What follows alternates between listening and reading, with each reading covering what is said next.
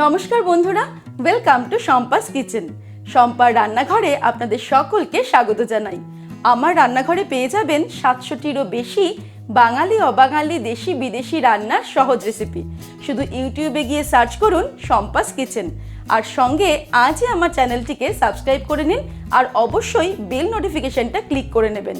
তাহলে আমার শেয়ার করা সমস্ত নতুন রেসিপির আপডেট সবার আগে আপনার মোবাইলে পৌঁছে যাবে। তাহলে চলুন দেখে নিই আজকের রেসিপিটা কত সহজে আমি তৈরি করছি। আজকে তৈরি করব দুর্দান্ত স্বাদের 100% নরম তুলতুলে রসালো মালপোয়া, যা মুখে দিলেই গলে যাবে আর একবার খেলে বারবার খেতে ইচ্ছে করবে। তাহলে চলুন দেখে নিন কিভাবে আমরা বাড়িতে খুব সহজে তৈরি করব নরম তুলতুলে রসালো এই মালপোয়া। সবার প্রথমে আমি 1 টিস্পুন মৌরি নিয়ে এটাকে ভালো করে ক্রাশ করে নেব।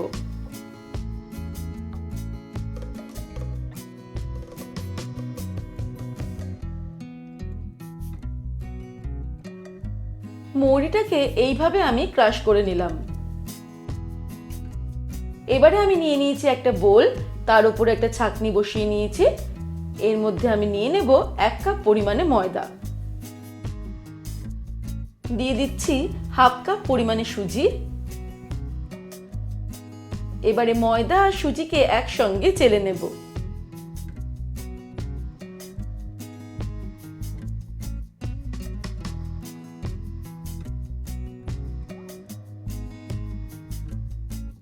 ময়দা আর সুজিটাকে একসঙ্গে চেলে নেওয়ার পর এর মধ্যে আমি দিয়ে দিচ্ছি ক্রাশ করে রাখা মৌরি। এবারে এগুলোকে ভালো করে মিক্স করে নিচ্ছি। তারপর অল্প অল্প করে উষ্ণ গরম দুধ অ্যাড করে আমি মালপোয়ার জন্য ব্যাটার তৈরি করব। প্রথমে আমি 1/2 কাপ পরিমাণে দুধ এর মধ্যে দিয়ে দিলাম, কারণ সম্পূর্ণ দুধটা একবারে না দিয়ে অল্প অল্প করে দুধ দিয়ে ব্যাটারটা তৈরি করতে হবে, যাতে এর মধ্যে কোনো লাম্পস না থাকে। আরো কিছুটা পরিমাণে দুধ নিয়ে নিলাম।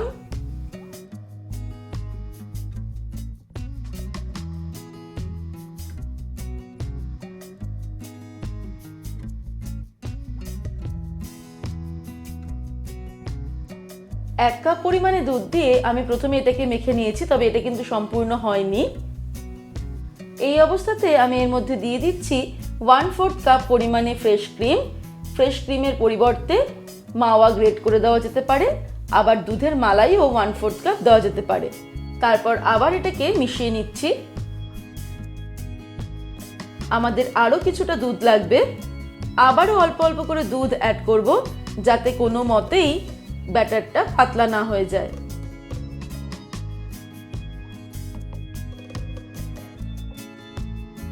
এই অবস্থাতে উইস্কটার পরিবর্তে আমি একটা হাতা ব্যবহার করব। হাতাটা নিয়ে নিলে আমরা ব্যাটারের ঘনত্বটা ভালো বুঝতে পারবো। এই ধরনের একটা ডাব্বু হাতা আমি নিয়ে নিয়েছি। এই হাতাটা দিয়ে আমি ব্যাটারটাকে ফেটাতেও পারবো, আবার মালপোয়া ফ্রাই করার সময় এই এক ব্যাটার করে ব্যবহার করে আমরা এর পরিমাণটাও বুঝতে পারবো। ব্যাটারের ঘনত্বটা এখনো একটু মোটা লাগছে, আমি আরো কিছুটা দুধ অ্যাড করব।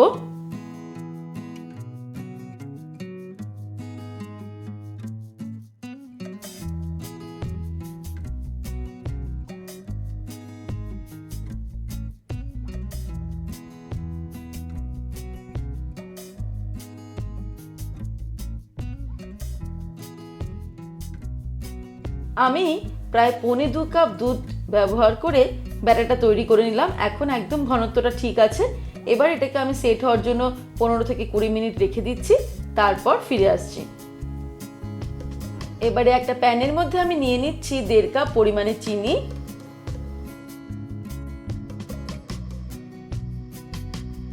দেড় কাপ চিনির জন্য নিয়ে নেব 1.5 কাপ পরিমাণে জল।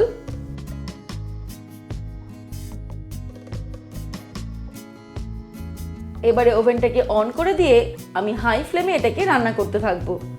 চিনিটা সম্পূর্ণ জলে গুলে যাওয়া পর্যন্ত আমি হাই ফ্লেমে এটাকে রান্না করতে থাকবো। চিনিটা সম্পূর্ণ জলে গুলে গেছে। আমি এবারে ফ্লেমটাকে মিডিয়ামে রেখে আরো কিছুক্ষণ এটাকে রান্না করব। আর এই সময় এর মধ্যে দিয়ে দিচ্ছি 1/2 টিস্পুন পরিমাণে এলাচ গুঁড়ো, আর দিয়ে দেব 2 পিঞ্চ স্যাফরন বা কেশর। সব কিছুকে ভালো করে মিশিয়ে দিচ্ছি শিরার সঙ্গে। তারপর এটাকে মিডিয়াম ফ্লেমে আরও 5-7 মিনিট ফুটিয়ে নিতে হবে। আমাদের মালপোয়ার জন্য বেশি ঘন শিরার প্রয়োজন নেই, আঠালো চ্যাটচ্যাটে শিরা হলেই আমাদের হয়ে যাবে।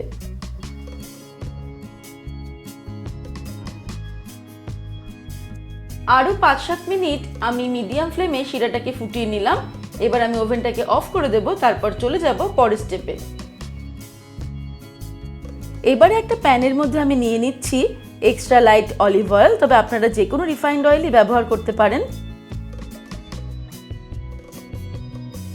মালপোয়াটা ভাজার আগে এইভাবে ব্যাটারটাকে আমি 2-3 মিনিট সময় নিয়ে ভালো করে ফেটিয়ে নিয়েছি। এবারে আমি মালপোয়াটা ভেজে নেব। তেল গরম হয়ে গেলে ফ্লেমটাকে মিডিয়ামে রেখে আমি 1 হাতা ব্যাটার ঠিক মাঝখানটাতে ছেড়ে দিলাম। তারপরে এইভাবে ওপর দিয়ে একটুখানি তেল ছড়াতে থাকবো।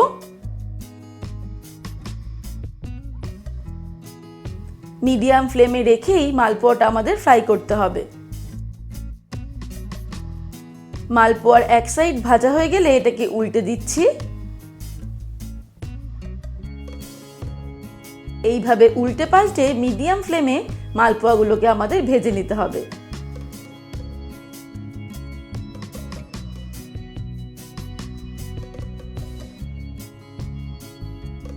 মালপোয়াটা ভাজা হয়ে গেছে, আমি এবার এটাকে তেল থেকে ছেঁকে তুলে নিচ্ছি।